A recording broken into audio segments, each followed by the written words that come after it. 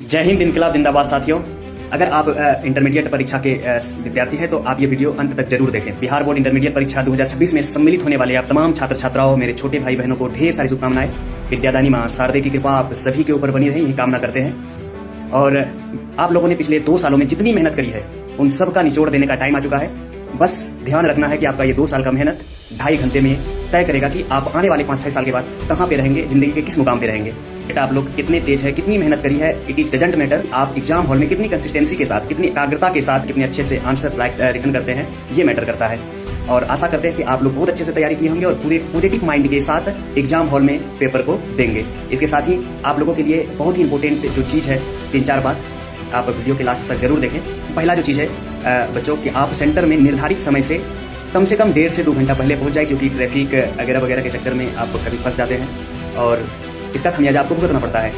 Board ने इस बार एक प्रेस नोट जारी करी है कि पिछले साल देखा जा रहा था कि कोई गेट से कूद के, कोई किधर से, कोई चारदीवारी कूद करके जा रहा था। अगर आप लेट होते हैं, लेट होने के बाद अगर कोई जबरन गेट क्रॉस करना चाहता है, चारदीवारी से कूदना चाहता है, तो उस बच्चे के ऊपर 2 साल के लिए बोर्ड बैन कर देगी परीक्षा से। इसके साथ ही अगर कोई केंद्रीय अध्यक्ष सीएस अगर अवैध रूप से उस बच्चे को परीक्षा में बैठने की अनुमति देता है तो उस सीएस को भी निलंबित होना पड़ सकता है। इसके साथ साथ उसके ऊपर कानूनी कार्रवाई भी हो सकती है। आप अपने एडमिट कार्ड के साथ कोई एक पहचान पत्र के रूप में, चाहे वो स्कूल के द्वारा जो पहचान पत्र दिया गया है या फिर आधार कार्ड जिससे कि आप फोटो मैच करें एडमिट कार्ड का, वो आप ले जा सकते हैं।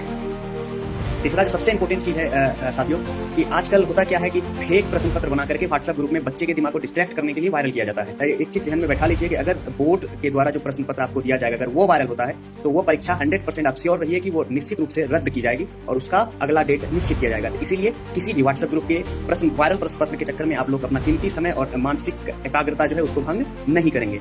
चौथा जो चीज़ है, बिहार बोर्ड ने जो एडमिट कार्ड जारी करी है उसमें लिखा है कि जूता मोजा पहन के आना सर्वथा वर्जित है, इसीलिए आप चप्पल पहन करके ही एग्जाम हॉल में जाए। 5वां जो चीज़ है, सबसे इंपॉर्टेंट चीज़ है जिसका कि बहुत कम बच्चा यूज करता है। साथियों, आपको 15 मिनट का एक्स्ट्रा टाइम दिया जाता है। करना है 10 मिनट लगता है पूरे प्रश्न पत्र को पढ़ने में।